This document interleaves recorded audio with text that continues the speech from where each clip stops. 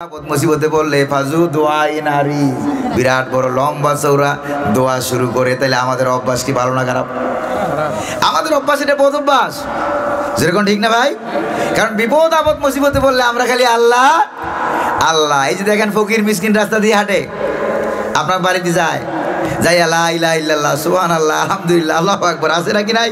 এই দোয়া পড়তে থাকি, এই দোয়া পড়তে পড়তে আর ভিক্ষা করে লা ইলাহা ইল্লাল্লাহ এক মুঠ চাউল দেন, ওই বেচারা বিপদে পড়ছে, এই জন্য আল্লাহ ডাকতেছে। পেটে খাবার নাই, এই জন্য আল্লাহ ডাকতেছে। তাহলে পেটে খাবার নাই, বিপদ আপদ মুসিবতে পড়লেই আল্লাহ ডাকবেন না? সদা সর্বদা সর্বত্র ডাকতে হবে কারে? যেরকম না কারে? আল্লাহকে আমাদের কাছে না দূরে বলেন, কাছে না দূরে। যেখান থেকে আয়াত তেলাওয়াত করলাম, ওইদা সালাকা ইবাদি আন্নি ফাইন্নী করিব। নবী, আপনার কাছে যদি কেউ কোনো বান্দা আমার সম্পর্কে প্রশ্ন করে যে আল্লাহ পাক বান্দার কতটুক নিকটবর্তী, আপনি জবাব দিয়ে দেন ফাইন্নী করিব, নিশ্চয়ই আমি আমার বান্দার একেবারেই নিকটবর্তী। যেরকম সুবহানাল্লাহ। এই কোরআনুল কারীমে খুব ভালো করে খেয়াল করেন, তাফসীর মাহফিল দিয়েছেন তো, একটু তাফসীর শুনেন হালকা হালকা। দেখেন এই কোরআনুল কারীমের ভিতরে যত জায়গায় নবীজির কাছে সাহাবায়ে কেরাম, ইহুদিরা হোক, কাফেররা হোক, বেদিনেরা হোক, প্রশ্ন করেছে। যেমন এক জায়গায় প্রশ্ন করা হলো, ওয়ায়াসআলুনাকা আনির রূহ, ও নবী, ওরা আপনার কাছে রূহ সম্পর্কে প্রশ্ন করে, আপনি জবাব দিয়ে দেন মাঝখানে একটা কুল আছে। কুল মানে আপনি বলে দেন, কুল মানে কি? আপনি বলে দেন উলির রূহু মিন আমরি রাব্বি। সুবহানাল্লাহ বলবেন না? মাঝখানে একটা কুল আছে, আপনি বলে দেন মানে আমার পক্ষ থেকে আপনি বলে দেন। সুবহানাল্লাহ। সুবহানাল্লাহ। ওয়াস্তাফতুনাকা কুলিল্লাহু ইফতিকুম ফিল কালালা। বারবার যেখানেই জিজ্ঞেস করা হয়েছে, বলা হয়েছে নবী আপনি বলে দেন। কিন্তু যখন জিজ্ঞেস করা হলো মহিলাদের সম্পর্কে, যখন জিজ্ঞেস করা হলো রূহ সম্পর্কে, যখন জিজ্ঞেস করা হলো বিভিন্ন মাসালা মাসাইল, আল্লাহ বলেছেন নবী আপনি বলে দেন, নবী আপনি বলে দেন। মাঝখানে একটা কুল আছে নাকি নাই? আর যখন আল্লাহ সম্পর্কে সরাসরি প্রশ্ন করা হয়েছে, তখন আল্লাহ পাক কি বলেছেন দেখেন, ওয়াইযা সালাকা ইবাদি আন্নি ফাইন্নী করিব। অর্থাৎ মাঝখানে একটা কুল শব্দ সব জায়গায় দিলেন প্রশ্নের ক্ষেত্রে, কিন্তু আল্লাহ সম্পর্কে প্রশ্ন করা হয়েছে, মাঝখানে কোনো কুল টুল নাই। সুবহানাল্লাহ।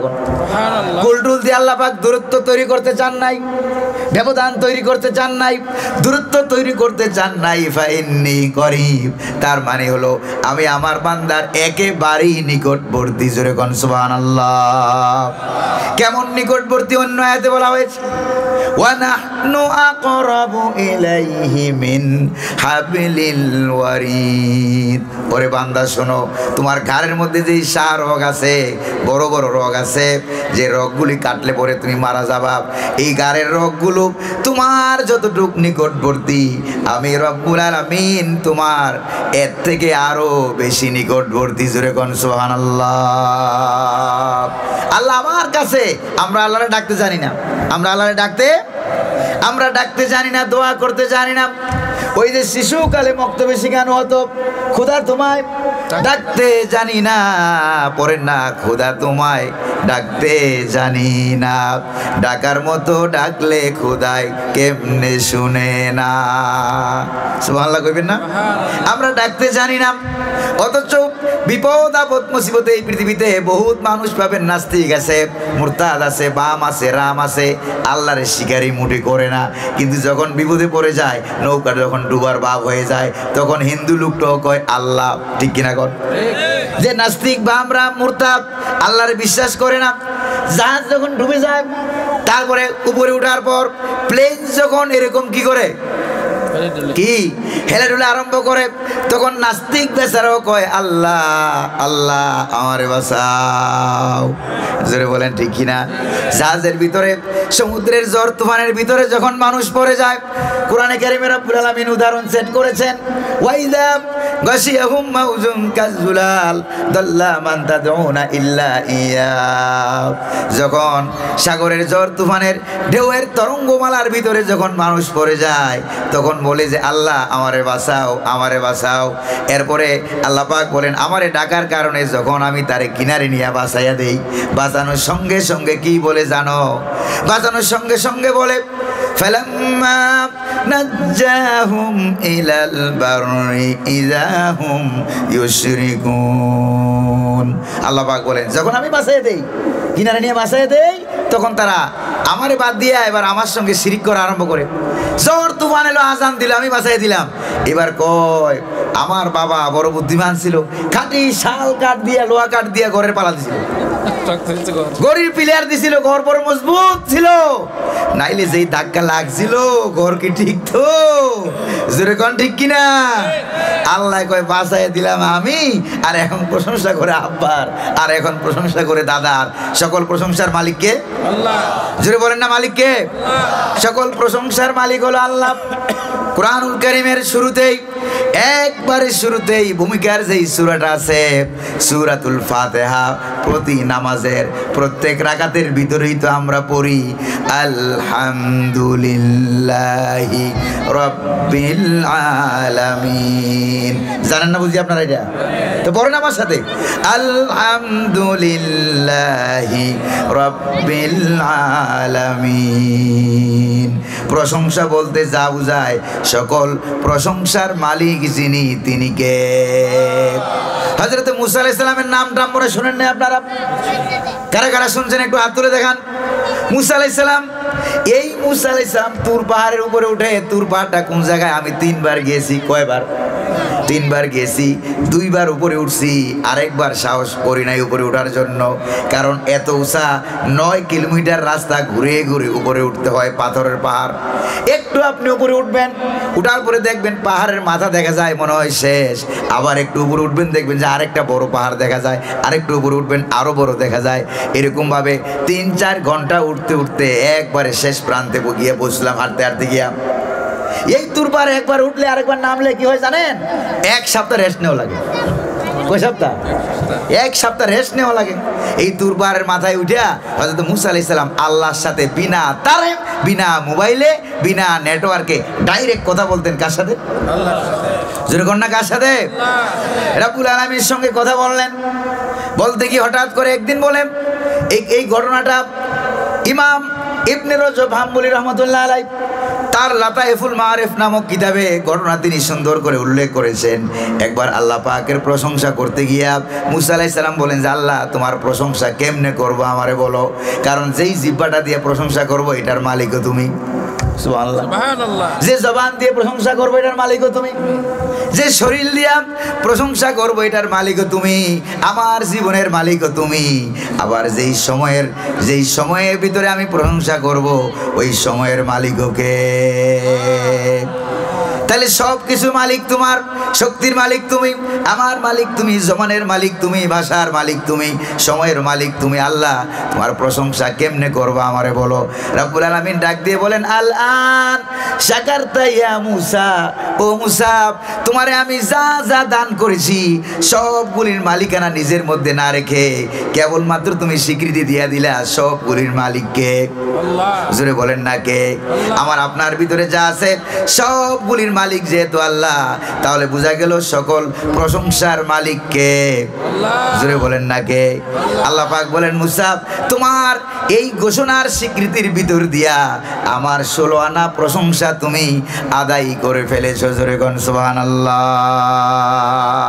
আমার জীবনে ভালো হবে মন্দ হবে যা হবে সবগুলোর মালিক কে? আল্লাহ। সব জায়গায় নিতান্ত গোলামের মতো আমাকে বলতেই হবে আলহামদুলিল্লাহি রাব্বিল আলামিন। সুবহানাল্লাহ বলবেন না?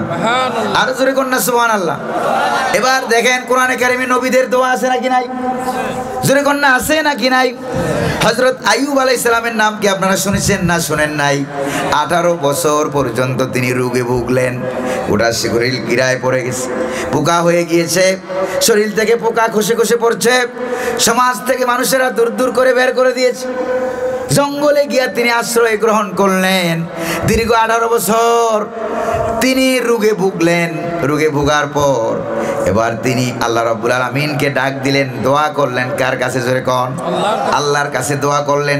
দোয়া করার আগে হযরত আইয়ুবের কাছে তার একজন স্ত্রী আসা যাওয়া করত। অন্যান্য স্ত্রী তাকে ছেড়ে চলে গেল। একজন স্ত্রীর নাম ছিল রহিমা। নাম কি? এই রহিমা নামক স্ত্রী দেখাশোনা করত, সেবা যত্ন করত। গোটা শরীর পোকা ধরে গিয়েছে। হঠাৎ করে জঙ্গলে আসে আর যায়, আসে আর যায়। মাঝখানে বিরাট বড় এক বুজুর্গ দাঁড়ায় গেছে, বিরাট বড় লম্বা জুব্বাওয়ালা পাগড়িওয়ালা একটা লোক দাঁড়ায় গেছে। দাঁড়ায় করে রহিমা এদিকে আস। কি কই যে তোমার স্বামী যে রূপটা ভালো হওয়ার জন্য আমার কাছে একটা জিনিস ঔষধ আছে, দেওয়া মাত্র ভালো হয়ে যাবে। কই কত টাকা লাগবে? কয় কোনো টাকা পয়সা লাগবে না, তুমি শুধু বলবা রূপটা ভালো হওয়ার পর তুমি শুধু বলবা যে এই দরবেশ সাহেব আমার রূপ ভালো করেছে, এটা বললেই চলবে। দেখছেন কারবার? এই দরবেশ সাহেব আমার রূপ ভালো করেছে এটা বললেই চলবে। তাফসীরের ভিতরে ঘটনা উল্লেখ করা হয়েছে।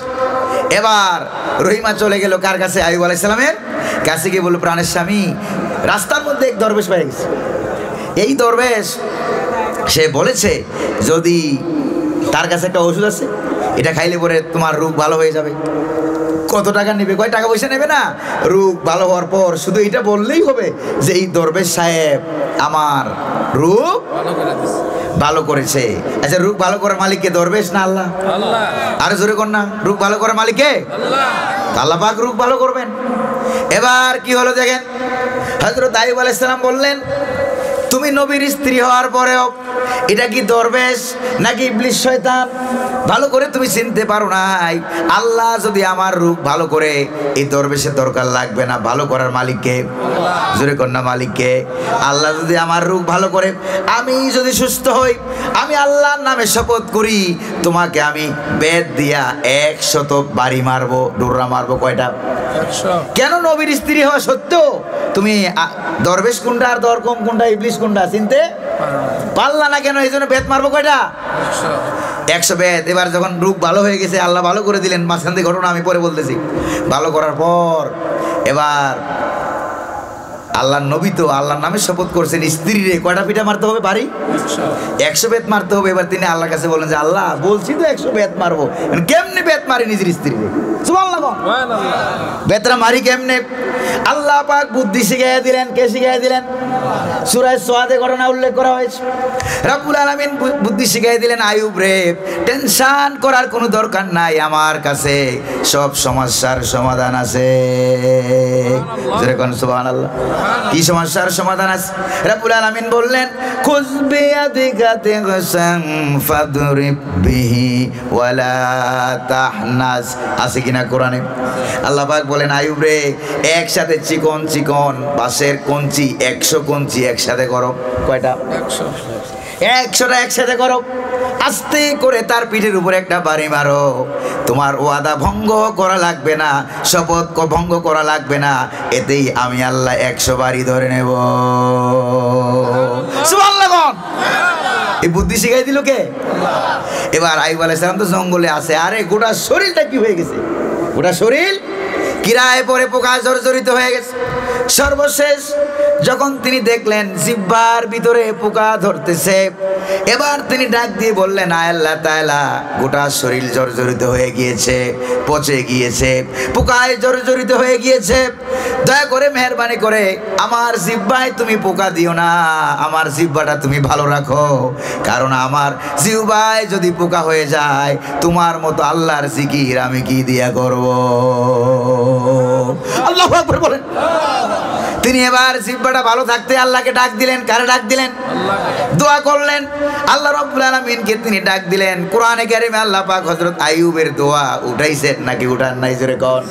তিনি আল্লাহ রাব্বুল আলামিনকে ডাক দিয়ে বললেন, কোরআনে কারিম বলছে, ওয়া আইয়ুবা ইয নাদা রাব্বাহু আন্নী মাসসানিয়াদ দুররু ওয়া আনতা আরহামুর রাহিমিন। আল্লাহ তাআলা, আমি অসুস্থ হয়ে গেছি, আমার রোগ আমাকে পেয়ে গেছে, আর তোমার নাম রহমানুর রহিম, তিনি একবারও বলেন নাই আল্লাহ আমার রোগ ভালো করো, তিনি বলেছেন আল্লাহ আমি অসুস্থ হয়ে গেছি আর তোমার নাম রহমান। সুবহানাল্লাহ বলবেন না? এই যে ঈদগাহের ময়দানে আপনারা ঈদের মাঠে আপনারা ঈদের নামাজ পড়তে যান না? যদি কন্যা যান না আপনারা ঈদের নামাজে? ঈদের নামাজের গেইটে দাঁড়াইয়া অনেক ভিক্ষুক ভিক্ষা করে, আছে না নাই? ঈদগাহের গেইটে দাঁড়াইয়া, রাস্তায় দাঁড়াইয়া অনেক ভিক্ষুকেরা আছে ভিক্ষা করে। ভিক্ষা করতে গিয়া একজন ভিক্ষুক হাতে একটা খালি প্লেট নিয়ে রাখছে, জন্ম অন্ধ, চোখেও সে দেখে না। এবার সে এটা নিয়ে হাতে বলতেছে ভাইরা আজকে হলো ঈদের দিন, এত সুন্দর দিন আর আমি চোখে কিছুই দেখতে পাচ্ছি না। এবার আপনারা বলেন ওকে আপনার কাছে টাকা চাইছে নাকি, পয়সা চাইছে নাকি? এবার মনটা কি অন্য যারা টাকা চায় তাদের দিকে ঘুরলো না ওই লোকটার দিকে ঘুরে গেছে? ওই লোকটার দিকে ঘুরে গেছে, কারণ ভাষার কারণে। কিসের কারণে? কোন ভাষার কারণে। সে যখনই বলল ও এলাকার ভাইরা আজকে এত সুন্দর ঈদের দিন আর আমি কিছুই দেখতে পাচ্ছি না, এবার যার পকেটে টাকা নাই সেও মনে মনে ভাববে পকেটে একটা টাকা থাকলে আমি তারা দান করতাম। যদি বলেন ঠিক কিনা? এবার আইয়ুব আলাইহিস সালাম এরকম ভাবে তিনি একবারও বলেন নাই আল্লাহ আমার অসুখ তুমি ভালো করো, তিনি বলেছেন আল্লাহ আমি রোগাক্রান্ত হয়ে গেছি আর তোমার নাম রহমানুর রহিম। এবার আল্লাহ পাক আইয়ুবের ডাক শুনছেন নাকি শুনেন নাই? জোরে বলেন শুনছেন নাকি শুনেন নাই? আল্লাহ পাক আইয়ুবের ডাক শুনলেন, শুধু শুনলেন না সঙ্গে সঙ্গে জবাব দিয়ে দিলেন। ফাস্তাজাবনা লাহু ফাকাশাফনা মা বিহি মিন দুররিন ওয়া আতাইনাহু আহলাহু ওয়া মিসলাহুম মাহুম রাহমাতাম মিন ইনদিনা ওয়া যিকরা লিল আবিদিন। সুবহানাল্লাহ বলবেন না?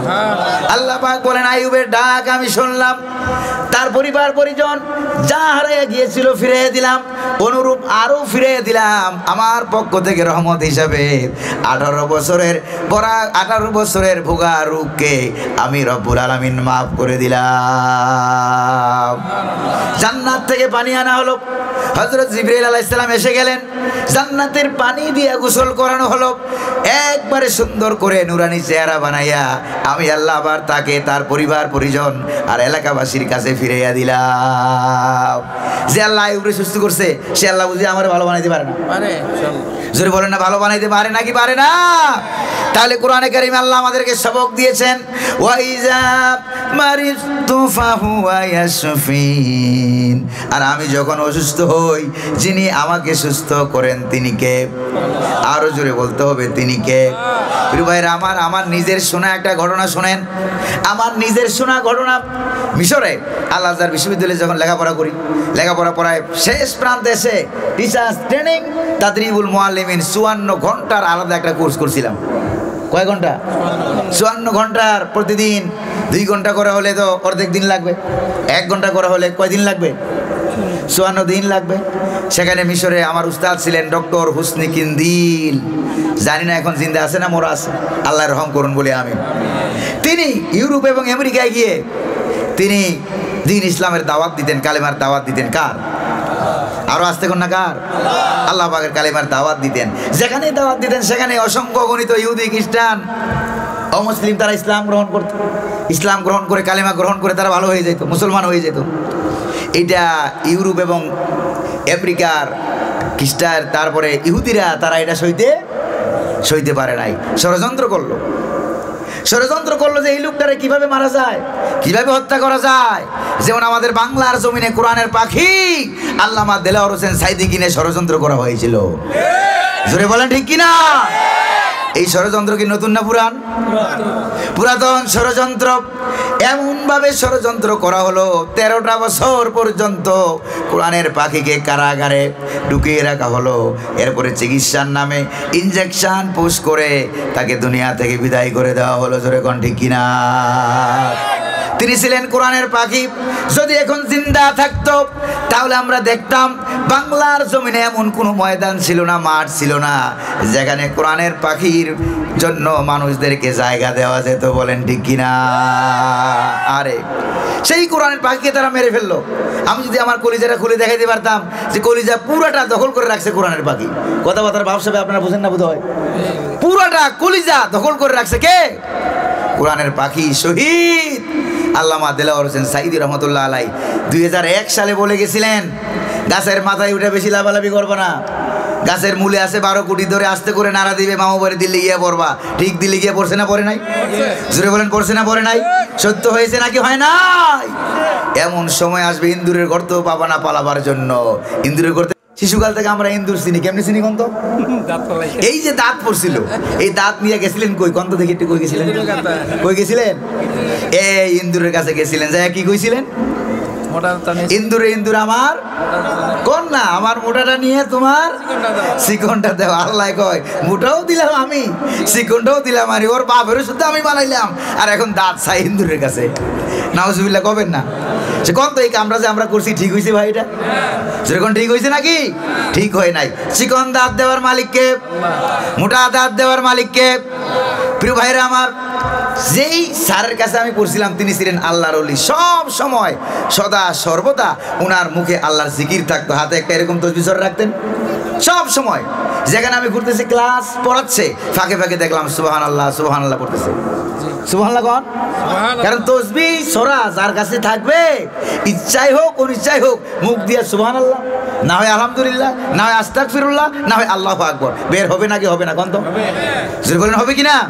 সব সময় তিনি আল্লাহর ওলি ছিলেন, তিনি তাসবিহ জপতেন। হঠাৎ করে ক্লাসে আমাদেরকে বলে, আমি যখন ইউরোপে গেলাম কালেমার দাওয়াত দেওয়ার জন্য, ইসরায়েলের মোসাদ বাহিনী সংস্থা ইহুদিরা আমাকে টার্গেট করলো যে ওই হুজুর দাওয়াত দেয়, বহু মানুষ ইসলাম গ্রহণ করে, হুজুরে এবার কি 12টা বাজাইতে হবে। সারাদিন ওয়াজ করে, মাহফিল করে, সেমিনার করে, এরপরে যখন রাতের বেলায় হোটেলে তিনি ঘুমাতে আসলেন, সেখানে বাংলাদেশের তালা চাবির মতো ওইরকম চাবি না, কাঠ থাকে এরকম পাতলা কাঠ, কাঠ স্পাঞ্জ করবেন, কাঠ দেওয়ার জায়গা আছে, কাঠ দেওয়ার সঙ্গে সঙ্গে দরজা খুলবে, ইলেকট্রিসিটি আসবে, বিদ্যুৎ সংযোগ হবে, পানির লাইন সংযোগ হবে, যা যা দরকার সব সংযোগ হয়ে যাবে কাঠ দেওয়ার সঙ্গে সঙ্গে। এই কাঠ যারা ভাড়া থাকতে আসে তাদেরকে একটা কাঠ দেওয়া হয়, আর যারা হোটেল মালিক পক্ষ যারা ম্যানেজার, তার হাতে আরেকটা কি থাকে? কাঠ থাকে। কারণ বিপদ আপদ মুসিবতের লোকটা যদি ভিতরে মারা যায়, যাতে করে তাকে বের করে নিয়ে আসতে পারে, তার কাছে আরেকটা কাঠ থাকে। এবার আমার হুজুর স্যার প্রফেসর, তিনি যখন সারাদিন ওয়াজ করে অনেক মানুষ ইসলাম গ্রহণ করলো, খ্রিস্টান ইসলাম গ্রহণ করলো, রাতের বেলায় তিনি আসছেন তার হোটেলে ঘুমাতে। তো হুজুরের একটা অভ্যাস ছিল এই যে তিনি ঘুমাবার আগে, প্রত্যেক দিন ঘুমাবার আগে তিনি ওযু করতেন, 2 রাকাত নামাজ পড়তেন, ওযু করলেন, রাত প্রায় 12টার মতো বেজে গেছে, নাই নামাজে দাঁড়িয়ে গেলেন, 2 রাকাত নামাজ পড়বেন। যখন তিনি যায় নামাজে দাঁড়িয়ে গেলেন, নিয়ত করবেন, নিয়ত করার আগেই দেখে হঠাৎ করে দরজাটা খুলে গেছে। দরজা খুলে গেছে, কে দরজা খুললো? তাকে দেখে অর্ধা উলঙ্গ এক যুবতী নারী। নাউজুবিল্লাহ কবেন না? অর্ধ উলঙ্গ এক যুবতী নারী এসে বলছে, স্যার আপনারে অনেক ভালোবাসি, অনেক মহব্বত করি, আপনি হয় আমাকে ব্যবহার করবেন, আর না হয় আমি এখন চিৎকার করে গোটা এলাকার মানুষ আমি জমা করব যে এই বুড়া মিয়া, এই স্যার এই বয়সে আমার এসে নিয়ে আসে। নাউজুবিল্লাহ বলবেন? বাঁচার কি কোনো উপায় আছে? বাঁচার তো কোনো উপায় নাই। সে অনেক বোঝাবার চেষ্টা করলো, স্যার এরকম বড় বড় দাড়ি, সবগুলি দাড়ি সাদা, আমার দাড়ি সাদা, আমার কোনো শক্তি নাই, আমার কোনো যৌন চাহিদা নাই, তুমি অন্য জায়গায় যাও।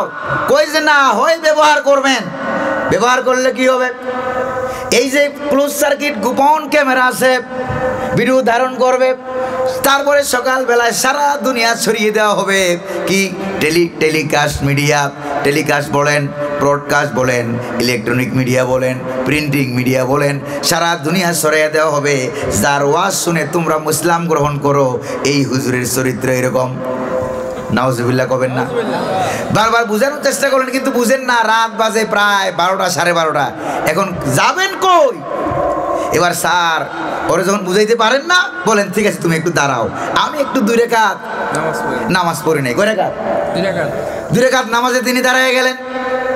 দোয়া করবেন কার কাছে? আল্লাহর কাছে তিনি দোয়া করবেন। বসো, তুমি দাঁড়াও, আমি 2 রাকাত নামাজ পড়ে নেই। স্যার নামাজের ভিতরে দাঁড়ায় গেলেন, আল্লাহু আকবার বলে সূরা ফাতিহা পড়লেন। পড়ার পর কোরআনুল কারীমের 20 পারার প্রথম পৃষ্ঠার মাঝামাঝি একটা আয়াত আছে। সেই আয়াতটা কি দেখেন, স্যার আমাদেরকে বললেন, বারবার আমি এই একই আয়াত তেলাওয়াত করতেছিলাম। কোন সেই আয়াত? আম্মাই ইউজিবুল মুত্তাররা ইযা দাআহু ওয়া ইয়াকশিফুস সু ওয়া ইয়াজআলুকুম খুলাফা আল আরদ। তিনি কে? আয়াতের অর্থ দেখেন, তিনি কে? মানুষেরা বিপদ আপদ মুসিবতে পড়ে যাকে ডাক দেয় তিনি কে? আরো জোরে বলে না, তিনি কে? আবার তিনি সঙ্গে সঙ্গে ডাকে সাড়া দিয়া বান্দা বান্দির বিপদ থেকে বাঁচাইয়া দেয়। এই আয়াত তিনি বারবার তেলাওয়াত করতেছিলেন।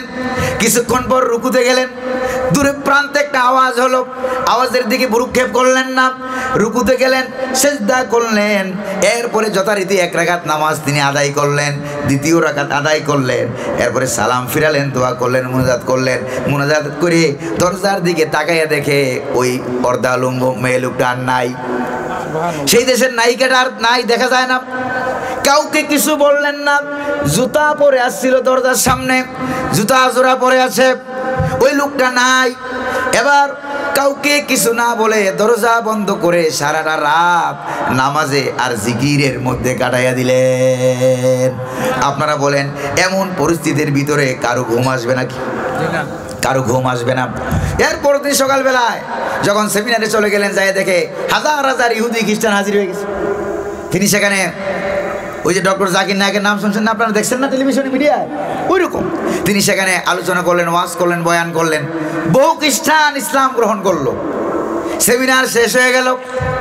শেষ প্রান্তে বুরকা পরা, নেকাব পরা, শুধুমাত্র চোখ দেখা যায় এরকম একটা মহিলা আইসা ওই কর্তৃপক্ষকে, মাহফিল কর্তৃপক্ষকে বলছে, স্যারের সাথে, হুজুরের সাথে আমি কথা বলবো, 2 মিনিট কথা বলবো, একটু নিরালে অবসরে একাকি আমারে সুযোগ করে দেন। কই যে না, কোনো বেগানা মহিলার সাথে, স্যার বললো বেগানা মহিলার সাথে একাকি কথা বলা যায় না, সাথে অন্য লোক রাখতে হবে প্রয়োজনে, ঠিক কিনা? লোক রাখতে হবে। মহিলা বারবার বলছে আমি কথা বলবো। পিড়াপিড়ির কারণে ওই কমিটির লোক রাজি হয়ে গেলেন একটা রুমের ভিতরে নিয়ে। পাশে কিছু লোক বসে আছে, কই যে এদের সামনে বলতে হবে, কই যে হ্যাঁ আমি এদের সামনেই বলবো। কাছেই প্রথম ঢুকেই বলতেছে, স্যার পারন মি, আমারে মাফ করেন, আমারে ক্ষমা করেন, আমাকে মাফ করেন। এরপরে আগে মাফ করেন, এরপরে কালিমা পড়ান, আল্লাহু আকবার বলেন। আগে মাফ করেন। স্যার বললো তুমি তো কোনো অপরাধ আমারে করো নাই। কই আমি বিরাট বড় অপরাধ করেছি। কই যা তোমাকে মাফ করে দিলাম। এরপর বললো আমারে কালেমা পড়াম।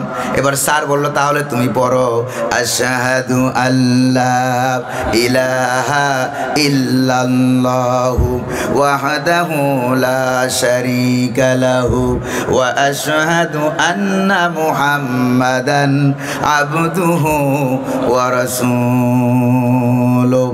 আমি সাক্ষ্য দিচ্ছি আল্লাহ ছাড়া কোনো ইলাহ নাই, আর আল্লাহর কোনো শরীক নাই, আর নবী মুহাম্মদুর রাসূলুল্লাহ সাল্লাল্লাহু আলাইহি ওয়াসাল্লাম তিনি আল্লাহর বান্দা এবং রাসূল। ইসলাম গ্রহণ করলো। এরপরে ওই মহিলা বলতেছে, স্যার ঘটনা হলো গত রাত্রিতে যেই মহিলাটা আসছিল আপনার চরিত্র হরণ করার জন্য, আমি তো সেই মহিলা। আল্লাহু আকবার বলেন। কই গেলা কেমনে? স্যার বললো গেলা কেমনে? আপনাকে অনেকবার আমি বুঝালাম, বুঝাইতে পারলাম না। এরপরে আমি এখানে দাঁড়িয়ে রইলাম, কিছু 2-1 মিনিট সময় আপনাকে দিলাম নামাজ পড়ার জন্য। নামাজের ভিতরে আপনি বারবার কি যেন পড়তেছিলেন।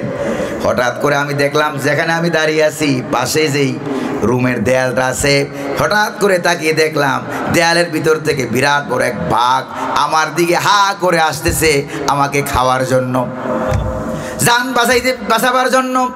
দৌড়াইয়া জীবন বাঁচাইয়া নিলাম, জুতাগুলিও আনতে পারি নাই। আল্লাহু আকবার বলেন।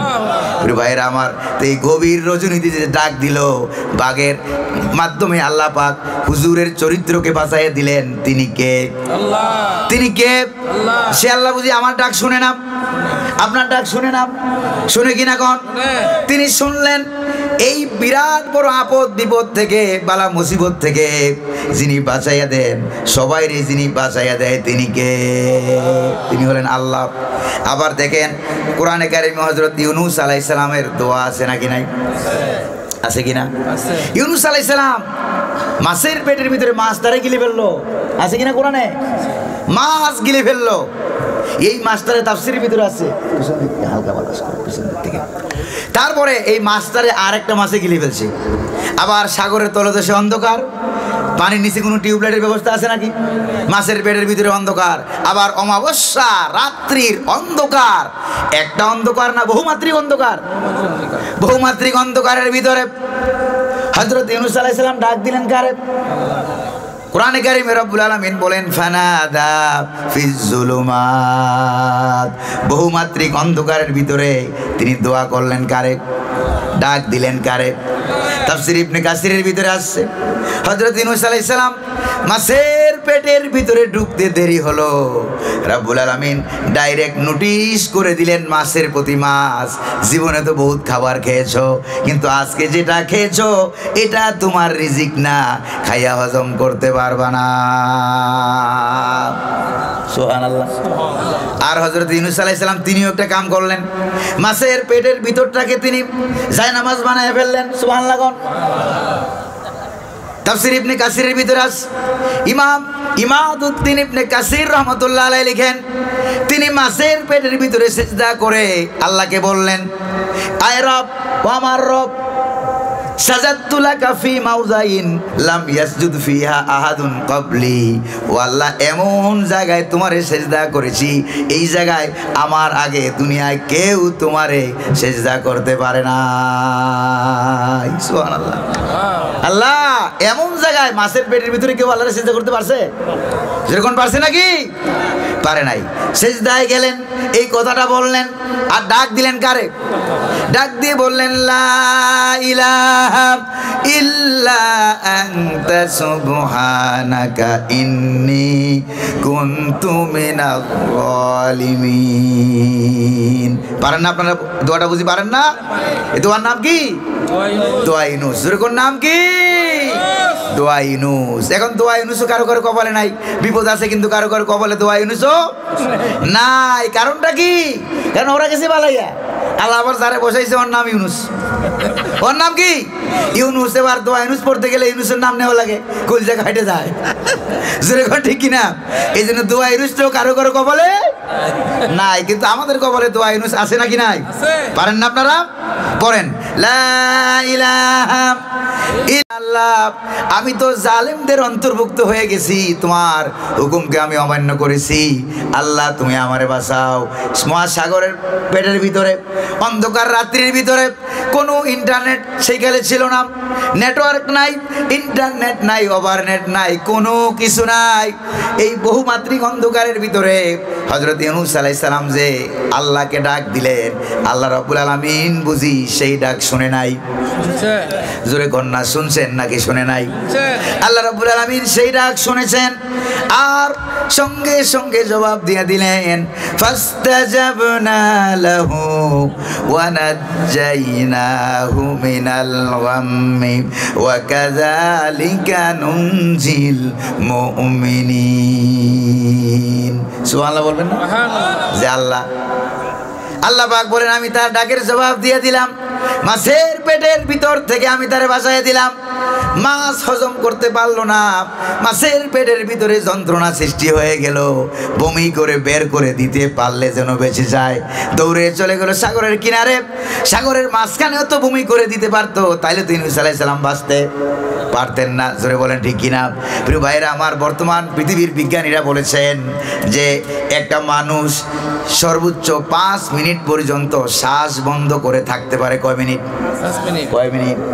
5 মিনিটের বেশি থাকতে পারে না। কেউ 2 মিনিটে মারা যাবে, কেউ 3, সর্বোচ্চ 5 মিনিট। এবার আপনারা বলেন, মাছের পেটের ভিতরে হযরত ইউনূস আলাইহিস সালাম 40টা দিন, কয় দিন? 40 দিন যিনি বাঁচাইয়া রাখলেন তিনি কে? মাছের পেটের ভিতরে কি আলাদা কোনো অক্সিজেনের সিলিন্ডার ছিল নাকি? লাইন টাইন ছিল নাকি? কে বাঁচাইয়া রাখলেন? যেরকম কে কে?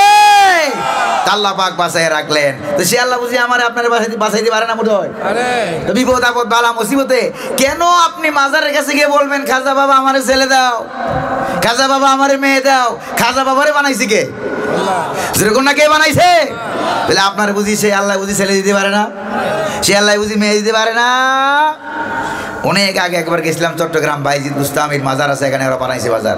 আমি মাজারের যারা খাদেম আছে এদেরকে জিজ্ঞেস করলাম, এই মিয়া শোনো, এখানে কি আসলে মাজার আছে?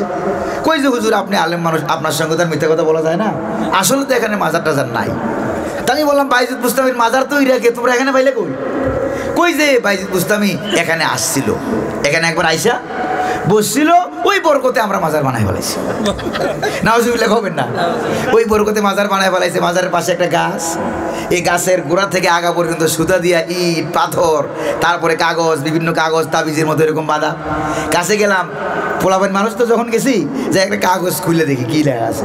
কাগজ খুলে দেখি অমুক প্লাস অমুক, নাম আর বললাম না, অমুক অমুক প্লাস অমুক। তার মানে প্রেমিক প্রেমিকা প্রেমে সাকসেস হওয়ার জন্য গাছের মধ্যে এই কাগজ বাঁধে দিয়ে গেছে। নাউজুবিল্লাহ খবর না? এরপরে দড়ি দিয়া সুতা দিয়া এই গাছের সাথে ইট পাথর এরকম বান্ধা। তো জিজ্ঞেস করলাম, গাছটা তো মরেই গেল। আসলে গাছটা মরে গেছে। এত এত যদি সুতা বান্ধা হয় তাহলে গাছ কি জিন্দা থাকবে? গাছটা মরে গেছে।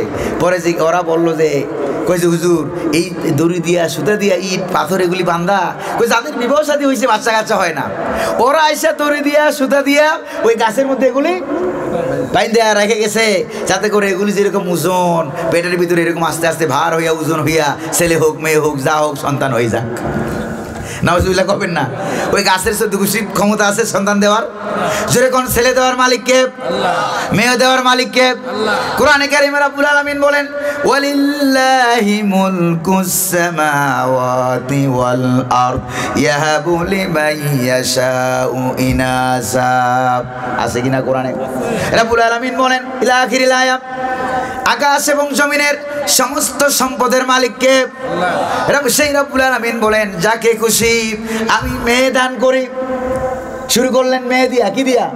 যাকে খুশি তাকে আমি মেয়ে দান করি, যাকে খুশি তাকে আমি ছেলে দান করি, যারে খুশি তারে আমি ছেলেও দেই মেয়েও দেই, আর যাকে খুশি তারে আমি কিছুই দেই না। সন্তান দেওয়ার মালিক আর জোরে কোন না কে?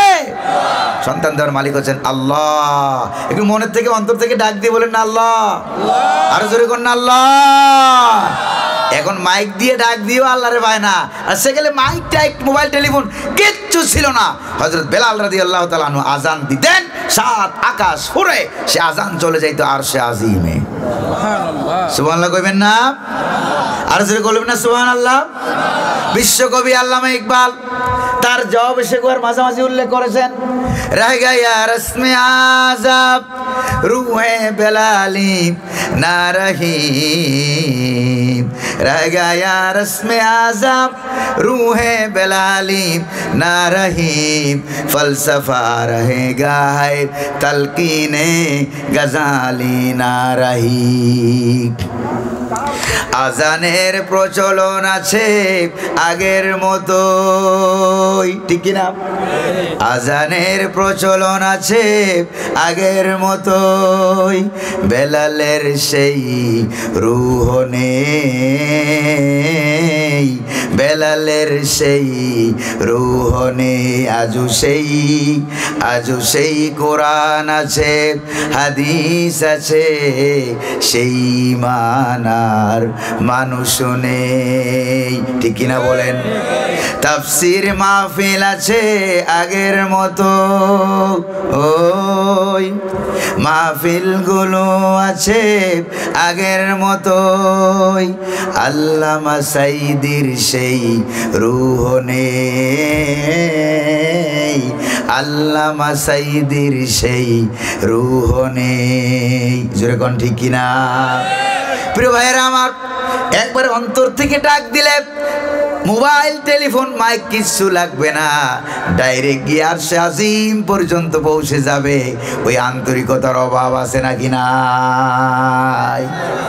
প্রিয় ভাইয়েরা আমার, এরপরে আল্লামা ইকবাল বলেন, কুদসিল আসল হে रफ़ात पे नजर रखती है, खाक से उठती है, गर्दों पे गुजर रखती है।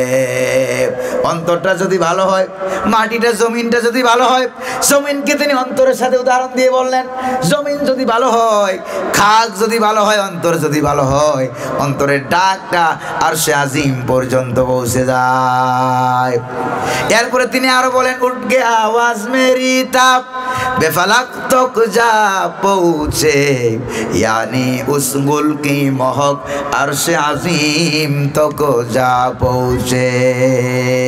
सुबहानाल्लाह गन অন্তর থেকে বের হবে, আরশে আজিম পর্যন্ত পৌঁছে যাবে।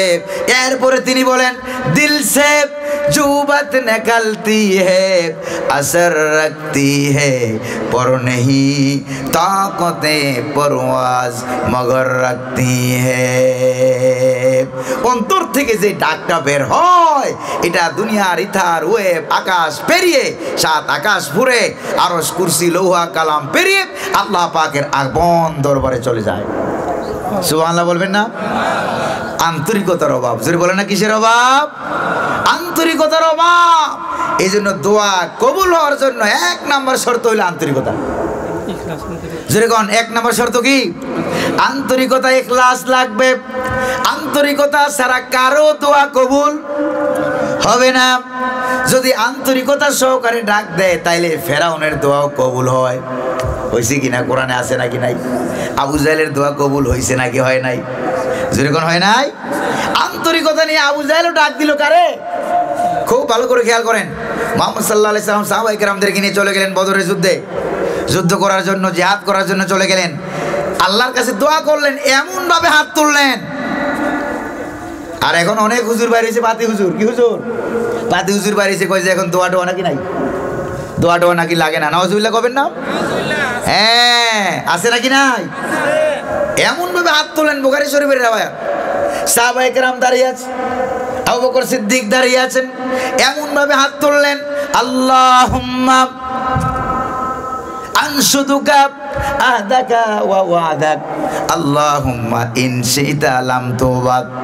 এতটুক বলার পর হুজুরের দোয়াটার অর্থ কি দেখেন? ও আল্লাহ, আপনি যদি চান আজকের জিহাদের পরে এই দুনিয়াতে এমন কেউ না থাকুক, আপনাকে ডাকার মতো কেউ না থাকুক, তাহলে আপনি আমাদেরকে ধ্বংস করে দেন, জিহাদে আমাদেরকে শহীদ করে দেন। এই কথাটাই তিনি পরে বলতেন। হুজুর বললেন, আপনি যদি চান আজকের পরে আপনাকে ডাকার মতো কেউ না থাকুক। এতটুক বলতে দেরি হলো, হযরত আবু বকর সিদ্দিক দোয়ার ভিতরে নবীজির হাতকে টান দিয়ে নামায় ফেললেন আর বললেন, ইয়া রাসূলুল্লাহ, যথেষ্ট হয়ে গেছে, আল্লাহ আপনার দোয়া কবুল করেছে, দোয়া আর করা দরকার নাই। এদিকে হুজুরের দোয়া কবুল হয়ে গেল। আবার আবু জাহেল, আবু লাহাব, উতবা, সাইবা, ওলীদ ইবনে মুগীরা, উকবা ইবনে আবি মুঈত, 14 গোষ্ঠী মিলে আবু জাহেল মন্ত্রীদেরকে নিয়ে, আবু জাহেল তো আসবে মক্কা থেকে মদিনার পারুয়া, ওই যে আপনার কি জানি বলে বদরের প্রান্তরে আসবে জিহাদ করার জন্য। ওরাও গেছে কাবা শরীফের কাছে, গিয়া কাবা শরীফের গিলাফে হাত দিছে আবু জাহেল। চিন্তা করেন ভালো করে, আবু জাহেল, আবু লাহাবের আপ, উকবা ইবনে আবি মুঈতের আপ, ওরা কাবা শরীফের গিলাফে হাত দিয়ে দোয়া করলো, আল্লাহুম্মা, ও আল্লাহ, আল্লাহুম্মা অর্থ কি? ও আল্লাহ, আল্লাহুম্মা, ও আল্লাহ তাআলা, তোমার কাছে দোয়া করি, তোমার কাছে দোয়া করি, ইন কানা হাযা হুয়াল হাক্কু মিন ইনদিক ফাআমতির আলাইনা হিজারাতাম মিনাস সামাই আবিতিনা বিআযাবিন আলীম। আসেনি কোরআনে? আল্লাহ মুহাম্মদুর রাসূলুল্লাহ তার প্রতি নাজিলকৃত কোরআন, সে যদি সত্য নবী এবং রাসূল হয়, সে যদি সত্য নবী এবং রাসূল হয়, তাহলে তুমি আকাশ থেকে পাথরের বৃষ্টি দিয়া, গজব দিয়ে আমাদেরকে মাইরে ফেলাও। দেখছেন কেমন আত্মঘাতী দোয়া? নাউজুবিল্লাহ কবেন না? আচ্ছা, দোয়া কি এটা হয়েছে না উল্টা দোয়া হয়েছে? এইটাই না করার দরকার ছিল যে আল্লাহ, যদি মুহাম্মদুর রাসূলুল্লাহ আর কোরআন তিনি যদি সত্য নবী রাসূল হয়, তাহলে সত্য নবীকে গ্রহণ করার তৌফিক আমাকে দাও, আমারে দান করো। এটাই না দোয়া হওয়া দরকার ছিল? দোয়া উল্টা ঘুরে গেছে, দোয়া উল্টা ঘুরে গেছে। সে দোয়া করলো, আল্লাহ মুহাম্মদ আর তার প্রতি নাজিলকৃত কোরআন, সে যদি সত্য নবী আর রাসূল হয়, তাহলে আকাশ থেকে পাথর বৃষ্টি দিয়ে, গজব দিয়ে আমাদেরকে মাইরা ফেলাও। দেখছেন নি কারবার। এবার আল্লাহ কয় এই দোয়া তো কবুল করার দরকার আছে নাকি নাই? জোরে কন্যা আছে নাকি নাই? আল্লাহ দোয়া কবুল করলেন। আবু জাহেল গোষ্ঠী সুদ্ধা বদরের প্রান্তরে ছোট্ট শিশু বাচ্চাদের হাতে মইরা শেষ হয়ে গেছে। জোরে কোন ঠিক কিনা? আবু জাহেলের দোয়াও কবুল। আমার দেশে লেডিস ফেরাউন যারা ছিল তার দোয়া আল্লাহ কবুল করছে। জোরে কোন ঠিক কিনা? হ্যাঁ, আল্লাহ কবুল করছে। কেমনে? ওরাও দোয়া করছে যে আল্লাহ এই জালেমরা আমার দেশ জ্বালাও পোড়াও করতেছে, ভাঙচুর করতেছে, আল্লাহ যারা জালেম তুমি তাদেরকে কি করো? ধ্বংস করো। আল্লাহ কয় ঠিক আছে আমি কবুল করলাম। আল্লাহ কয় ঠিক আছে আমি কবুল করলাম। আল্লাহ জালেমদের দোয়া কি করে ফেলছে? আল্লাহ কবুল কইরা ফেলাইছে। জোরে কোন ঠিক না? আবার ফেরাউন দোয়া করছিল আল্লাহরে। ফেরাউন দিনের বেলায় খোদাই দাবি করতো, আর রাতের বেলায় পাহাড় টিলার উপর গিয়া কইছে আল্লাহ আমি তো জানি আমি 2 নম্বর খোদা। নাউজুবিল্লাহ কবেন না? আমি জানি কয় নম্বর? আমি তো জানি আমি 2 নম্বর খোদা। ও আল্লাহ, তো আমি যা যা চাই দুনিয়াতে তুমি তা তা দিয়ে দিও, পরকালে আমার জান্নাত না দিলেও অসুবিধা নাই। নাউজুবিল্লাহ বলবেন না? আল্লাহ কয় যা তোর দোয়া কবুল করলাম। এরপরে ফেরাউন এর দোয়া কবুল হয়েছে। ফেরাউনকে একবার তার দেশের এক নাগরিক এসে জিজ্ঞেস করলো, ফেরাউন তোমার দেশে তুমি তো খোদাই দাবি করলাম, তো এই খোদার আইন কানুন নিয়ম যদি কেউ না মানে তার শাস্তি কি হবে? কয় তার শাস্তি হবে সাগরের মধ্যে চুবাইয়ে মারা হবে। শাস্তি কি? সাগরের মধ্যে চুবাইয়ে মারা হবে। ফেরাউন আইন করলো, ফেরাউন আইন করলো তার শাস্তি হবে। তার শাস্তি কি হবে? সাগরের মধ্যে চুবাইয়ে মারা হবে। এবার আসল খোদার বিরুদ্ধে নকল খোদা ফেরাউন যখন খোদাই দাবি করলো, এবার আপনারা বলেন আসল খোদা কে? যেরকম না আসল খোদা কে? আসল খোদা হলেন আল্লাহ। এবার আসল খোদার বিপরীতে উল্টা খোদাই দাবি করলো মিস্টার ফেরাউন, ঠিক কিনা? এবার আল্লাহ পাক ফেরাউনের দোয়া কবুল করলেন।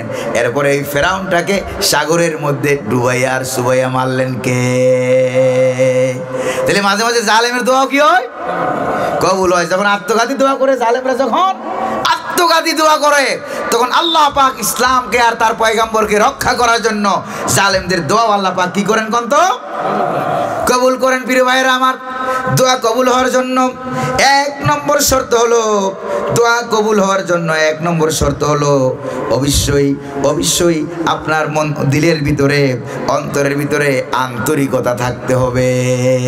দোয়াটা অন্তর থেকে বলতে হবে, মুখ দিয়ে না, মানুষকে দেখাবার জন্য না, অন্তর থেকেই ডাকটা দিতে হবে। অন্তর থেকে যে ডাক আসে, কেউ যদি কোনো আলেম যদি অন্তর দিয়ে বয়ান করে, টাকার জন্য বয়ান করতে আসে নাই, অন্তর দিয়ে বয়ান করে, তখন আপনি আমার বয়ানটা শুনলেই বুঝতে পারবেন, আলোচনা শুনলেই বুঝতে পারবেন যে হুজুর ফুলুসকে নিয়ে দুনিয়ার মালের জন্য আসে নাই। কার জন্য আসে?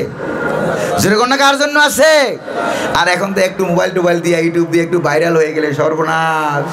হুজুর গত বছর তো আমরা গরিব মানুষ আপনার দাওয়াত দিয়েছিলাম, কোনো রকম গাড়ি ভাড়াটা দিয়ে আপনার পাস করছিলাম। এবার আপনাদের কথা মনে আছে কিনা? আমরা অমুক জায়গায় জিগরা এলাকা থেকে বলছি, চিনছেন কিনা আমাদেরকে? হ্যাঁ, অনেকক্ষণ পরে হুজুর বাপ সাপ নিয়ে বলতেছে, হ্যাঁ হালকা হালকা চিনতেছি। কথা বুঝেন নাই? হালকা হালকা চিনতেছি। ও ভাই, এবছর তো আর আগের মতো নাই, এবার 80,000 টাকার কমে গাড়ির চাকা ঘুরে না, চাকার দাম বেড়ে গেছে। কথা বুঝেন নাই? এরকম হুজুর বাংলাদেশে আছে নাকি নাই? যেরকম না আছে নাকি নাই? টাকার জন্য বেটা তুই ভিক্ষা কর, তাও কন্ট্রাক্ট করা থেকে ভালো। যেরকম ঠিক কিনা? ভিক্ষা করে খাও। একবার এক হুজুর এরকম যখন ইয়ার কথা বলছিল, কি জানি এই কন্ট্রাক্টের কথা বলছিল, তখন আমি বলছিলাম আল্লাহ পাক এই পৃথিবীতে 1,02,24,000 নবী রাসূল পাঠাইছে। কয় লক্ষ? 1,00,000 বা 2,24,000 নবী রাসূল পাঠাইছে। আর আলেমরা হইল নায়েবে নবী, নবীদের উত্তরসূরি, ঠিক কিনা? তো এবার আপনি যে আলেম হইলেন, হয়ে যে আপনি টাকাটা কন্ট্রাক্ট করলেন, 1,02,24,000 নবীর ভিতরে কোন নবীর সুন্নতটা আপনি পালন করলেন? এটা আমার কোন? আচ্ছা, কোন নবী টাকা চাইছে? যেরকম টাকা চাইছে কি? বরং নবীদের সম্পর্কে বলা হয়েছে, ইত্তাবিউ মাল্লা ইয়াসআলুকুম আজরাহু ওয়া হুম মুহতাদুন। সুবহানাল্লাহ। তাদের অনুসরণ করো, আল্লাহ বলেন, যারা দুনিয়ায় ইসলামের দাওয়াতের বিনিময়ে কারো কাছে কোনো বিনিময় চায় না। সুবহানাল্লাহ। বিনিময় চাওয়া যাবে না, বিনিময় দেওয়ার মালিক কে? তা আপনি দুনিয়ায় সব নিয়ে গেলেন, পরকালে পাইবেন কি? তারপর আপনি তো ওয়াজ করলেন যে মাজালিসুল ইলম হিয়া রাউযাতুম মিন রিয়াজিল জান্নাহ। নবী করিম সাল্লাল্লাহু আলাইহি সাল্লাম হাদিসে বলেছেন যে ইলমের মজলিস, ওয়াজ, মাহফিল এটা জান্নাতের বাগান। তো জান্নাতের বাগানে তো দৌড়িয়ে ঢুকার কথা, আপনার কন্ট্রাক্ট ছাড়া আগে টাকা না দিলে আপনি তো ঢুকেন না, তাহলে এটা কেমন জান্নাতের বাগানে আপনি কথা বলছেন? যেরকম ঠিক কিনা ভাই? নিজের ওয়াজে নিজে ধরা খাইছে না খায় নাই? যেরকম খাইছে না খায় নাই? নিজের ওয়াজে নিজেই ধরা খেয়ে গেছে। এক নম্বর শর্ত হলো অন্তর থেকে দোয়া কবুল, দোয়া চাইতে হবে, দোয়া করতে হবে অন্তর থেকে। যেই দোয়াটা আসে ইখলাস সহকারে, কোরআনে কারিমে ইখলাসের কথা, অন্তরের কথা আছে নাকি নাই? ওয়ামা উমিরু ইল্লা লিয়াবুদুল্লাহ মুখলিসিনা লাহুদ্দিন। সুবহানাল্লাহ। এই মিশর এক বুড়া, মিশরে যে 4 বছর লেখাপড়া করছে আল আজহার বিশ্ববিদ্যালয়ে। কয় বছর কোন তো? 4 বছর। তো মাঝে মাঝে ফরেন স্টুডেন্ট সিটিতে প্রায় নিয়মিত আমরা নামাজ পড়তাম। বিদেশি ছাত্রদের ছাত্রাবাস যেখানে, বিরাট বড় মসজিদ, সেখানে নামাজ আদায় করতাম। মাঝে মাঝে ফজরের নামাজে একটু বাইরে যেতাম, বাইরে যেয়ে দেখি মিশরীয়রা নামাজটা কেমনি পড়ে। একটু দেখতেও ভালো লাগে যে তাদের নামাজটা কীরকম। নামাজ তো একরকম, ওই আসলে তাদের কোনো ইয়া আছে কিনা, তাদের আগ্রহ, নামাজে কীরকম লোকজন আসে একটু দেখতে যাইতাম। হঠাৎ করে একদিন ফজরের নামাজের সময় গেলাম, যাই এক বুড়া মিয়া মুরব্বী, এই মুরব্বী এতগুলি খেজুর নিয়ে আসছে। ফজরের নামাজের সময় মসজিদে এতগুলি খেজুর নিয়ে আসছে। তা আমি বললাম, কাছে গিয়ে বললাম যে মুরব্বী চাচা একটা কথা বলি, রাগটা করবে না তো? আমার কয় মিনাই বিলাদিন আন, তোমার বাড়ি কই? আমি বললাম আই এম ফ্রম বাংলাদেশ, আনা মিন দৌলতি বাংলাদেশ, আমার বাড়ি হলো বাংলাদেশ। এরপরে তো জিজ্ঞেস করলাম যে চাচা একটা কথা বলে রাগ করবেন না তো? আরবিতেই বললাম। বলছে না, রাগ করবো না, বলো তোমার কি কথা। তো আমি বললাম আমি তো আল আজহার বিশ্ববিদ্যালয়ে পড়ি, তাফসির বিভাগে আমি ছাত্র, কোরআনিক সায়েন্স নিয়ে লেখাপড়া করি। আচ্ছা আপনি যে ফজরের নামাজে এতগুলি তাবারক নিয়ে আসেন, খেজুর দিবেন মানুষদেরকে, আমি বুঝছি আপনি কেন আনছেন। কি বুঝছো বলো? তা আমি বললাম যে এই যে ফজরের নামাজের লোক সংখ্যা কম, তাবারক লাগবে কম, পোলাপানি চিন্তা ভাবনা আর কি, এই জন্য আপনি ফজরের নামাজে নিয়ে আসছেন। আপনার তো অনেক বুদ্ধি দেখা যায়। কই যে তুমি কি বুঝছো? তুমি যেটা বুঝছো আমি এটা না। তুমি যেটা বুঝছো আমি এটা না। আমি বললাম চাচা আপনি কোনটা কোন? এবার মুরব্বী আমারে বললেন আমি কোনটা জানো? তাই বললাম জুমার নামাজে আনতেন, শত শত মুসল্লি হয়তো হাজার হাজার লোক, তাবারুক বেশি লাগবে, টাকা বেশি খরচ হবে, এই জন্য জুমার নামাজে নাই না, ফজরের সময় লোক কম হয় এই জন্য আনছেন। আপনার তো অনেক বুদ্ধি, ঠিক কিনা গণ? এই যে হাতের আঙ্গুলের দিকে তাকান, যুবক কয়টা আর বুড়া কয়টা? বুড়া কয়টা? একটা। আর যুবক কয়টা? 4টা। হাতের আঙ্গুলটা একটু উঁচু করেন না, ডান হাতের আঙ্গুল একটু উঁচু করেন না, দেখি না। এই যুবক কয়টা? বুড়া কয়টা? একটা। এবার এই 4টার মধ্যে 5টার মধ্যে বুদ্ধি বেশি কার কোন তো? এই বুড়া আর এই বুড়ারে এবার ধরে রাখেন, বুড়ারে ধরে রাখেন। এবার জোয়ানেরা কোনো কাম করতে পারে কোন তো? লবণ ধরতে পারে না, লাঠি ধরতে পারে না, দায়ের জায়গায় কুড়াল মারে, খালি গুদাগুদি লাগায় ঝগড়া বাজায়, ঠিক কিনা কোন? এবার বুড়া মেয়েরে ছেড়ে দেন, এই দিলেন বুড়ারে ছাইরা, এবার বুড়া যুবক একসাথে করো, তাদের উসিলায় আমি আল্লাহ তোমাদেরকে খাওয়াই। তুমি বিদেশ গিয়ে টাকা কামাই করো, মনে মনে ভাবো বউ নিয়ে আলাদা হয়ে গেছো, আব্বা আমার টাকা পয়সা দেয় না, এরকম কুলাঙ্গার আছে নাকি নাই? যেরকম না আছে নাকি নাই? সর্বনাশ, সর্বনাশ করেছেন এই জায়গায়। ও যুবক তুমি বড় বড় চাকরি করো, বিদেশে গিয়ে টাকা কামাই করো, এই টাকার ভিতরে শুধু তোমার টাকা না, এটার ভিতরে স্ত্রীর হক আছে নাকি নাই? আব্বার হক, আম্মার হক, সন্তানের হক, মেহমানের অধিকার, তারপরে আত্মীয় স্বজনের অধিকার, পাড়া প্রতিবেশীর অধিকার, পথের রাস্তার ভিক্ষুকের রিজিকও এটার ভিতরে আছে নাকি নাই? এই জন্য একটু দিয়ে দিয়ে খাইয়েন, একটু দিয়ে দিয়ে খাইয়েন, তাইলে রিজিকের ভিতরে বরকত দিবেন কে? আল্লাহ পাক বরকত দিয়ে দিবেন। নবী করিম সাল্লাল্লাহু আলাইহি সাল্লাম বলেছেন কোন ব্যক্তি যদি বেতন বাড়াইতে চায়, রিজিক বাড়াইতে চায়, হায়াত বাড়াইতে চায়, ইজ্জত সম্মান বাড়াইতে চায়, ফালিয়াবাররা ওয়ালিদাইহি ওয়ালিয়াসিল রাহিমাহু, রাওয়াহু আহমদ। নবীজি বলেন ওই ব্যক্তি যেন আব্বা আম্মার সেবা করে, আত্মীয় স্বজনের খোঁজখবর রাখে, গরিব মানুষের খোঁজখবর রাখে, তাহলেই রাব্বুল আলামিন তাকে হায়াতের ভিতরে, রিজিকের ভিতরে, সম্মানের ভিতরে বরকত দান করবেন। সুবহানাল্লাহ বলতে পারলেন না? প্রিয় ভাইরা আমার, এইটা দোয়া কবুল হওয়ার জন্য 1 নম্বর অন্তর থেকে দোয়া করতে হবে। 2 নম্বরে শর্ত হলো ওয়াকলুল হালাল, হালাল খাইতে হবে। কি খাইতে হবে? হালাল খাওয়া লাগবে। চুরির টাকা ডাকাতির টাকা দিয়ে দোয়া করলে, ওই যে একটা বিসিএস পরীক্ষার প্রশ্ন আউট করছিল আবিদ আলী, নাম কি? এই আবিদ আলী পাগলা, এই পাগলারে জিজ্ঞেস করলো, এই পাগলা তুমি যে বিসিএস পরীক্ষার প্রশ্নগুলো আউট করলা কত টাকা কামাই করছো? কয় কোটি কোটি। কয় এত টাকা তুমি হালাল খাইলে না হারাম খাইলা? কয় হালাল হারাম বুঝি না, টাকা দিয়ে মসজিদ বানাইছি। নাউজুবিল্লাহ কবেন না, টাকা দিয়ে কি বানাইছে? আবার মাঝে মাঝে কেউ আছে মারাত্মক পণ্ডিত, ওই যে কুরবানির ঈদের আগের দিন পাগলের মতো ঘুরতেছে, একবারে বিলের মাঝখান দিয়ে দৌড়াইতেছে ঘুরতেছে। আরেকজন জিজ্ঞেস করে, এই মিয়া ঈদের আগের দিন এরকম পাগলের মতো ঘুরছো কেন? কয় পাগল হবো না মানে, আগামীকালকে কুরবানির ঈদ, জি আছে, জামাই আছে, আত্মীয় স্বজন আছে, পাড়া প্রতিবেশী আছে, আমার পকেটে টাকা নাই, কুরবানি দিব কি দিয়া টেনশনে বাঁচতেছি না।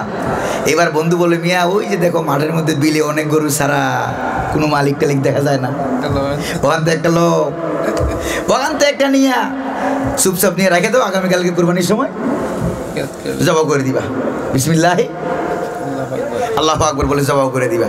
কই যে ভাই ওইটা তো আমার গরু নয়, তো মানুষের গরু, ওইটা নিয়ে গেলে আমার গুনাহ হবে না?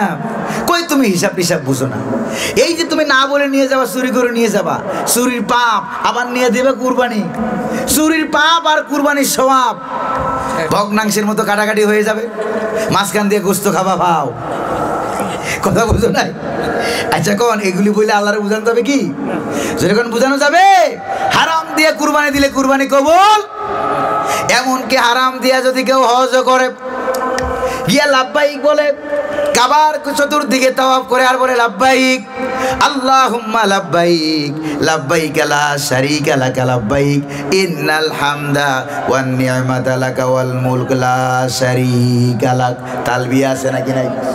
যদি কেউ হারাম খায়, রক্ত হারাম, পোশাক হারাম, এহরামের কাপড় হারাম, তারপরে তার সাথে যে সামানপত্র আছে এগুলিও হারাম, এগুলো নিয়ে কেউ যদি লাব্বাইক বলে, তখন সঙ্গে সঙ্গে উপর থেকে ফেরেশতারা বলে লা লাব্বাইক ওয়ালা সাদাইক, তোমার কোনো লাব্বাইক নাই, আল্লাহর পক্ষ থেকে তোমার জন্য কোনো সাহায্য নাই।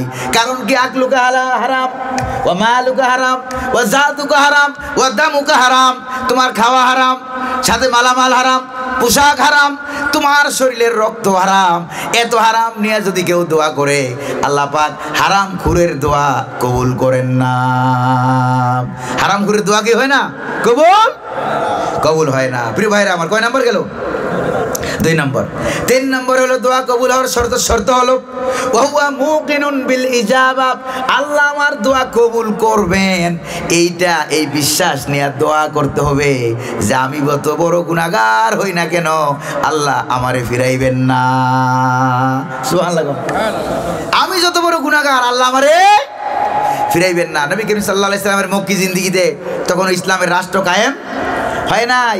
এক মহিলা আসছে, আইসা দেখেছে দরবারে মুহাম্মদুর রাসূলুল্লাহ নাই, হযরত আবু হুরায়রা বসে আছে। সাহাবী, নাম কি? আবু হুরায়রা বসে আছে। তাফসীর ইবনে জারির তাবারির একটা বর্ণনায় riwayate ঘটনাটা আছে। আবু হুরায়রা বসে আছে, হুজুরকে না পাইয়া মহিলা কাঁদতেছে। এবার মহিলা বলতেছে, আবু হুরায়রা তোমার কাছে আমি ঘটনাটা বলি, তুমি হুজুরের কাছে আসলে ঘটনা বলিও। কই যে বলো তোমার কি সমস্যা? কই যে আমি শয়তানের ওয়াসওয়াসায় পড়ে জিনা করে ফেলেছি। যেরকম নাউজুবিল্লাহ, শয়তানের ধোঁকায় পড়ে জিনা করে ফেলেছি। এরপরে পেটের ভিতরে বাচ্চা হয়েছে, বাচ্চা ডেলিভারি হয়েছে, বাচ্চাটাকে আমি গলা টিপে বাচ্চাটাকে আমি হত্যা করে ফেলেছি। এবার আমার বাঁচার উপায় কি এটা জানার জন্য আমি হুজুরের দরবারে আসি। এবার আবু হুরায়রা বললেন, ও মহিলা, তোমার বাঁচার কোনো উপায় নাই? বাঁচার কোনো উপায় নাই। মহিলা চলে যাচ্ছে কপালে আঘাত করতে করতে। ইমাম ইবনে জারির তাবারি রহমাতুল্লাহ আলাইহি বর্ণনা উল্লেখ করেছেন, আঘাত করতে করতে চলে যাচ্ছে আর বলছে, আরে শরীরের এই সৌন্দর্য, এই রূপ, এই লাবণ্য, এগুলি কি জাহান্নামের আগুনে জ্বলার জন্য তৈরি হয়েছিল? মহিলা পাথরে কতক্ষণ গিয়ে আঘাত করে। কিছুক্ষণ পর হুজুর দরবারে এলেন, জিজ্ঞেস করলেন, আবু হুরায়রা কেউ কে আসছিল নাকি? কই যে হ্যাঁ, একটা মহিলা আসছিল, এই এই ঘটনা বলেছে। কই তুমি কি বলেছ? কই আমি বলেছি তোমার আল্লাহ মাফ করবে না, এত বড় গুনাহ আল্লাহ মাফ করবে না। নবীজি বললেন, আবু হুরায়রা তুমি ভুল বলেছো, দৌড়ে চলে যাও এই মহিলাকে যায় তুমি যেখানে পাও সেখানে বলে দিবা, ও মহিলা তুমি যদি তওবা করো আল্লাহ রাব্বুল আলামিন তোমার তওবা কবুল করে নিবেন। সুবহানাল্লাহ। হযরত আবু হুরায়রা গিয়ে দেখো এই মহিলা কপালে আঘাত করতেছে, ডাক দিয়ে বলে, মহিলা হুজুরকে আমি প্রশ্ন করেছিলাম, জিজ্ঞেস করেছিলাম, জানতে চেয়েছিলাম, তোমার ঘটনা শোনার পর আল্লাহর নবী আমাকে পাঠিয়েছেন, আমি তোমাকে ভুল কথা বলেছি, তুমি যদি তওবা করো আল্লাহ পাক তোমার জীবনের গুনাহ খাতা মাফ করে তোমারে ভালো বানাইয়া দিবেন। আরো জোরে কোন সুবহানাল্লাহ। তওবা করলে খুশি হয় কে? আল্লাহ। আমাদের এলাকার নেয়ামতুল্লাহ হুজুরের ছেলে এখানে বসে আছে। মরহুম নেয়ামতুল্লাহ হুজুর যখন ওয়াজ করতেন, ওয়াজ করতে গিয়ে একবার, আমি শিশুকালের ঘটনা, ওয়াজ করতে গিয়ে একবার বলছিলেন যে এক লোক বিবাহ করছে, বিবাহ করার পর 10 বছর পরে একটা ছেলে হয়েছে। কয় বছর পরে? 10 বছর পরে একটা ছেলে হয়েছে। এরপরে এই ছেলেটা হারিয়ে গেছে, 3-4 বছর পরে এই ছেলেটা হারিয়ে গেছে, আর কোনো সন্তান টন্তান হয় না। এবার মা বাপ কিরম পাগল হয় চিন্তা করেন ছেলের জন্য, মা বাপ পাগল হয়ে গেছে। এরপরে হারানোর থেকে 10 বছর অতিবাহিত হয়ে গেছে। এরপরে আরেকটা সন্তান হয়েছে। সন্তান ডেলিভারি হওয়ার সঙ্গে সঙ্গে মা রক্তাক্ত হয়ে যায়, অনেক মা মারা যায়, অনেক মা বেহুশ হয়ে যায়। মা রক্তাক্ত হয়ে গেল, বেহুশ হয়ে গেল। হুশ হওয়া মাত্রই বলছে, আপনার এই ছেলেটা হয়েছে 10 বছর আগে যেই ছেলেটা হারায় গেছিল ওই ছেলেটা ফেরত আসছে। সুবহানাল্লাহ কর না। ওই ছেলে ফেরত আসছে। এবার মা রক্তাক্ত শরীর নিয়ে উঠানের দিকে দৌড় মারল, দৌড় মেরে ওই হারানো ছেলেকে বুকের সঙ্গে জড়াইয়া ধরে আর নবজাতক সন্তানটাকে জড়াইয়া ধরে ডবল ছেলে পাইয়া মা যেরকম খুশি হয়। এবার কোনো হারানো বান্দা গুনাহ করার পর, পাপ করার পর, জেনা করার পর, মদ খাওয়ার পর, সুদ খাওয়ার পর, ঘুষ খাওয়ার পর আল্লাহর কাছে যদি ফেরত আসে তওবা করে, আল্লাহ পাক ওই মা ডবল সন্তান পাইয়া যেরকম খুশি হয়, আমার রব্বুল আলামিন এর থেকে আরো অনেক অনেক বেশি খুশি হয়ে যায়। সুবহানাল্লাহ বলবেন না? আমরা তো এক সময় যে মুরব্বী হুজুরদের ভুল ধরে আরম্ভ করি, ঠিক না? কোন আমাদের এলাকার নেয়ামতুল্লাহ হুজুর, আর এবারে গোলাম হাক্কানি হুজুর রহমতুল্লাহ আলাই, নেয়ামতুল্লাহ হুজুর রহমতুল্লাহ আলাই। নেয়ামতুল্লাহ হুজুর ছিল আমার নানা ছাত্র মৌলভী শরাবত আলী, ডাইরেক্ট হাতে করে ছাত্র, আলহামদুলিল্লাহ। কোন নানা লেখাপড়া করে আসছিল ব্রিটিশ আমলে দারুল উলুম দেওবন্দ, ইন্ডিয়ার উত্তরপ্রদেশের দারুল উলুম দেওবন্দ থেকে। সেখান থেকে কিতাব আনছিল, 5 আলমারি কিতাব হয়েছিল। কয় আলমারি? এই কিতাবগুলি নেয়ামতুল্লাহ হুজুরে পড়াইছে, আলহামদুলিল্লাহ। কোন আমরা নানারে দেখি নাই, কিন্তু নেয়ামতুল্লাহ হুজুরে দেখিয়া বুঝছি যে নানা কেমন ছিলেন, যেরকম, ঠিক না? এরপরে লুৎফুর রহমান মৌলভী, তারপরে নাগাইশ দরবার শরীফের ওই যে মাওলানা আব্দুর রাজ্জাক রহমতুল্লাহ আলাই, তারপরে আপনার সাইদশালা দরবার শরীফের আব্দুল আলিম হুজুর রহমতুল্লাহ আলাই। ওনাকে আমি দেখছি, আপনারা একবারে খাটে করে পালন করে মাথায় করে আপনারা আনছেন জামতুলিতে, ঠিক কিনা? আমি সঠিক দেখছি না ভুল দেখছি? খাটের উপরে রাস্তা নাই, জামতুলি ঢোকার কোনো রাস্তা নাই। চলে গেছে সাইদশালা চলে গেছে গিয়া ওই যে খাট, মানুষ মরলে যেটাতে খাট নেয়, ওই খাটের উপরে আমার মনে, আপনিও কাঁধে নিয়েছিলেন দেখছেন, আমার মনে আছে। ছোট আমি ক্লাস 2তে না 3তে পড়ি, আমার মনে আছে হুজুর ওই খাটের উপরে বসা, হুজুরের খাটের উপরে রাস্তাঘাট নাই, কি করবো, খাটের উপরে বসাইয়া চারদিকে 4 জন কাঁধে নিয়ে সাইদশালা থেকে জামতুলি। আলহামদুলিল্লাহ বলবেন না? আলহামদুলিল্লাহ। কারবার দেখছেন, এই বড় বড় আলেমদেরকে আমরা ভুল ধরে আরম্ভ করছি, নাউজুবিল্লাহ করবেন না? দেশে বিদেশে মিশরে লেখাপড়া করার পর আমি যা বুঝছি যে ওই বড় মুরব্বী আলেমরাই সঠিক, আমরা ভুলের উপরে। আপনারা একমত কিনা? যেরকম না একমত কিনা? ওনারাই সঠিক, আমরা ভুলের উপরে আছি। তাহলে ওনারা যা যা বলে গেছে, যা যা করে গেছে, নেয়ামতুল্লাহ হুজুর কত সুন্দর করে দুরূদ শরীফ পড়তো, ঠিক কিনা? যেরকম, ঠিক কিনা? সালাতু রাব্বি আলা মুহাম্মদ, দুরুদ তুম পর রাসূল আকবার, সালাতু রাব্বি আলা মুহাম্মদ। সুবহানাল্লাহ। আবার মাঝে মাঝে বলতেন, নূর নবী বিনে খোদাকে বাঁচিনে, যাহার প্রেমে মুগ্ধ পড়ুয়ার। পড়েন না? নূর নবী বিনে খোদাকে বাঁচিনে, যাহার প্রেমে মুগ্ধ পড়ুয়ার, যাহার প্রেমে মুগ্ধ পড়ুয়ার, হাসরে দেখাইবেন দিদার। সুবহানাল্লাহ। আমি বানাই বলছি না? ঠিক আছে। তো এই আলেমদেরকে ভুল ধরে ধরে এতে বলে আল্লাহর ওলি হয়, নাউজুবিল্লাহ কইবেন না? এরকম একদল এখন বাইরেছে না বাইরে নাই? মনের দুঃখে কথাগুলি বলতেছি, মনের দুঃখে, বড় দুঃখ নিয়ে কথাগুলি বলতেছি। আগের আলেমরাই ভালো ছিল, আমরা খারাপ। যেরকম ঠিক না ভাই? যেরকম ঠিক না ভাই? নেয়ামতুল্লাহ হুজুরে দেখছেন কারা কারা, ওয়াজ শুনছেন কারা কারা, বলেন, হাত তোলেন। আলহামদুলিল্লাহ হুজুরের ওয়াজ আমি যতদূর শুনছি, প্রাইমারি স্কুলে পড়ি তো, দৌড়ে দৌড়ে যাইতাম ছাত্রদেরকে নিয়ে, ওই যে গেলে খিচুড়ি পাওয়া যাইতো, আলহামদুলিল্লাহ। হ্যাঁ, বন্ধু বান্ধব নিয়ে যাইতাম দৌড়িয়া, চা খেত পার হইয়া, রাস্তাঘাট তো নাই, ওখানে যাইতাম, গেলে খিচুড়ি পাওয়া যাইতো। একবার এক মাহফিলে গিয়ে রয়েছি ঘুমাইয়া, সব মানুষ চলে গেছে, আমি একা ঘুমাই রয়েছি। আমাদের এলাকার এক লোক আমার কুলু ঘুরে এনে বাড়ি দিয়ে গেছে। এই অবস্থা হয়েছিল প্রিয় ভাইরা আমার। তাহলে নেয়ামতুল্লাহ হুজুরের মাহফিল আমার যতটুকু মনে আছে, এমন কোনো মাহফিল নাই যে মাহফিলে ওয়াজ শুনে মানুষ কান্দে নাই। আপনার আমি কি মানায় বলছি না? ঠিক আছে, ঠিক আছে প্রিয় ভাইরা আমার। ওয়াজ শুই না ঘুষ ছেড়েছে, সুদ ছেড়েছে, বেনামাজি নামাজি হয়েছে। প্রিয় ভাইরা আমার, আপনারা কি নামাজ পড়বেন তো ইনশাল্লাহ? কারা কারা পড়বেন হাত তুলে দেখেন তো। ওয়াদা করেন নামাজ ছাড়বেন না, মিথ্যা কথা বলবেন না, সুদ খাবেন না, ঘুষ খাবেন না, অন্যের জমিনের আইল ঠেলবেন না, মিথ্যা কথা বলবেন না। রাজি আছেন তো? আল্লাহ কবুল করুন, বলি আমিন। আর জোরে বলি আমিন। এরপরে ক্যাবলামুখী হয়ে দোয়া করা, এমন দোয়া করা যাবে না যেই দোয়া শরীয়ত বিরোধী, ওই দোয়া কবুল হয় না, ঠিক কিনা? শরীয়ত বিরোধী দোয়া করা যাবে না, কবুল হবে না। এরপরে দোয়ার সময় উপরে হাত তোলাম, আকাশমানের দিকে হাত তোলাম, ক্যাবলামুখী হয়ে দোয়া করা। এরপরে দোয়ার আগে উযু করা, দোয়ার আগে নামাজ পড়া, পারলে তাহাজ্জুদের নামাজ পড়া, দোয়ার আগে তওবা করা।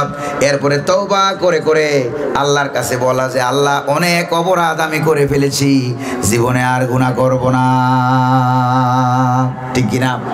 অনেক অপরাধ হয়ে গেছে, জীবনে আর কোনো গুনাহ করবো না। দোয়ার আগে আলহামদু পড়া, নবীর উপরে দরুদ শরীফ পড়া, দোয়ার মাঝখান দিয়ে এগুলি পড়া, দোয়ার শেষ দিক দিয়ে এগুলি পড়া। কারণ যেই দোয়ার ভিতরে নবীজির দরুদ নাই, সেই দোয়া আল্লাহ পাক কবুল করে না।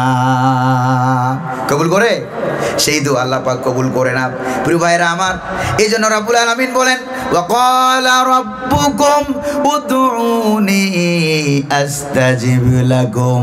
আল্লাহ পাক ডাক দিয়ে বলেন, ও আমার বান্দারা, আমার কাছে দোয়া করো, আমি দোয়া কবুল করব। অন্য আয়াতে রাব্বুল আলামিন বলেন, কুল ইয়া ইবাদিয়াল্লাযীনা আসরাফু আলা আনফুসিহিম লা তাকনাতু মির রাহমাতিল্লাহ ইন্নাল্লাহা ইয়াগফিরুয যুনুবা জামিআ ইন্নাহু হুয়াল গফুরুর রহিম। সুবহানাল্লাহ বলবেন না? অন্য আয়াতে আল্লাহ পাক বলেন, ও দুনিয়ার আমার বান্দা বান্দিরা, যারা নিজের উপরে জুলুম করে ফেলেছো, অন্যায় করে ফেলেছো, গুনাহ করে ফেলেছো, গুনাহ করার পর কারো মনে যদি এটা আসে যে আল্লাহ আমারে মাফ করবে না, আমার তো গুনাহ আমি করে ফেলছি, বুঝতে হবে শয়তান তারে ধোঁকা দিয়েছে, শয়তান তারে ধোঁকা দিয়েছে। এমন কোনো গুনাহ নাই যেটা আল্লাহ মাফ করতে পারে না। জোরে কোন, ঠিক না? যত গুনাহ করেছো, আল্লাহ পাক বলেন, বান্দা তোমার গুনাহ যদি পাহাড় সমান হয়ে যায়, আমার রহমত পাহাড়কে ছাড়াইয়া যায়। তোমার গুনাহ যদি আকাশ সমান হয়ে যায়, আমার রহমত আকাশকেও ছাড়াইয়া যায়। সুবহানাল্লাহ, যদি কোন না সুবহানাল্লাহ। তাইলে আমরা এই মুহূর্তে তওবা করব যে জীবনে আর গুনাহ করব না। ওয়া তুবু ইলাল্লাহি জামিআন আইয়ুহাল মুমিনুনা লাআল্লাকুম তুফলিহুন। সুবহানাল্লাহ পড়েন। আল্লাহ পাক বলেন, সকলে মিলে তোমরা তওবা করবো। আমরা এখন দোয়া করবো, তওবা করবো। প্রিয় ভাইরা আমার, আপনারা কি রাগ করছেন নাকি? আবার রাগ করে বসে আছেন নাকি? প্রিয় ভাইরা আমার, আজকের মাহফিল থেকে এলাকার মাহফিল, সাধারণ মানুষ, সব সাধারণ মানুষ, ঠিক না? এলাকার গ্রাম্য মানুষ, সাধারণ মানুষ। এই সাধারণ মানুষের জন্য জান্নাতে যাওয়াটাও সাধারণ, বেশি কঠিন না। আলহামদুলিল্লাহ বলবেন না? এলাকার সাধারণ মানুষ, এই সাধারণ মানুষ নামাজ পড়বে, রোজা রাখবে, হজ করবে, যাকাত দেবে, তারপর ভালো ভালো কথা বলবে, ওজনে কম দেবে না, খাদ্যে ভেজাল দেবে না, স্বামী স্ত্রীর সম্পর্ক ভালো রাখবে, ভাই ভাইয়ের সম্পর্ক ভালো রাখবে, জমিনের আইল ঠেলবে না, সুদ খাবে না, ঘুষ খাবে না, তারপরে নির্বাচন ইলেকশনের সময় আসলে ভালো ভালো মানুষের ভোট দেবে, ঠিক কিনা কোন? এই কাম যারা করবে, সাধারণ মানুষ, গ্রামের মানুষ, মরতে দেরি আর বেহেশতে ঢুকতে দেরি নাই। সুবহানাল্লাহ কোন? আল্লাহ কবুল করুন বলি আমিন। আপনি কাম করবেন, এই যে লাগাবেন, এই যে ইরিদান লাগাবেন, বুরু লাগাবেন, যা করবেন হাত দিয়ে কাজ করেন, আর মুখ দিয়ে জিকির করতে কোনো অসুবিধা আছে? আর মুখ দিয়ে জিকির রাখবেন, সুবহানাল্লাহ, আলহামদুলিল্লাহ, লা ইলাহা ইল্লাল্লাহ, সুবহানাল্লাহ, আলহামদুলিল্লাহ, লা ইলাহা ইল্লাল্লাহ, লা ইলাহা ইল্লাল্লাহু মুহাম্মাদুর রাসূলুল্লাহ, সালাতুন ইয়া রাসূলাল্লাহ আলাইকুম সালামুন ইয়া হাবিবাল্লাহ আলাইকুম সালাতুন ইয়া রাসূলাল্লাহ আলাইকুম সালামুন ইয়া হাবিবাল্লাহ আলাইকুম। প্রিয় ভাইরা, ডানে বামে আমাদের চতুর্দিকে অনেক মায়েরা বোনেরা আছে নাকি নাই? মা বোনদের জন্য একটা হাদিস শোনাই দিই। কয়টা হাদিস? একটা হাদিস। নবী করিম সাল্লাল্লাহু আলাইহি সাল্লাম বলেছেন, আল মাররাতু ইযা সাল্লাত খামসাহা, যখন সে 5 ওয়াক্ত নামাজ পড়বে, ওয়া সামাত সাওমাহা, রমজানের রোজা পালন করবে, নামাজ রোজা, ওয়া আহসানাত ফারজাহা, পর্দা পুশিদা সহকারে চলবে, ওয়া আতাআত বালাহা, স্বামী থাকলে স্বামীর খেদমত করবে। নবী করিম সাল্লাল্লাহু আলাইহি সাল্লাম বলেছেন, তাদখুলুল জান্নাতা মিন আইবাবিন শাআত। সুবহানাল্লাহ। সুবহানাল্লাহ। কিয়ামতের দিন হাশরের ময়দানে জান্নাতের 8টা দরজা খুলে দিয়ে আল্লাহ পাক বলবেন, ও আমার বান্দি, যেটা দিয়ে ঢুকতে মন চায় ওইটা দিয়ে বেহেশতে ঢুকে যাও। সুবহানাল্লাহ। আর জোরে কোন সুবহানাল্লাহ। সুবহানাল্লাহ। আপনারা যেইভাবে সুবহানাল্লাহ বলতেছেন, মনে হয় সুবহানাল্লাহ বললে আপনাদের এলাকায় গুনাহ হয় না? সওয়াব হয়? হ্যাঁ, কত দূর সওয়াব হয় কোন তো? কত দূর সওয়াব হয়? আকাশ এবং জমিনের মাঝখানে ফাঁকা জায়গা সব দিয়া তামলাউ মা বাইনা সামাই ওয়াল আরদ, পুরোটা জায়গা সব দিয়ে ভরে যায়। এই ওয়াজ যখন এক জায়গায় করলাম, এক বুড়া মিয়া ছিল বসা, মুরব্বী কয়, হুজুর আমার কথা আছে। বললাম কি কথা?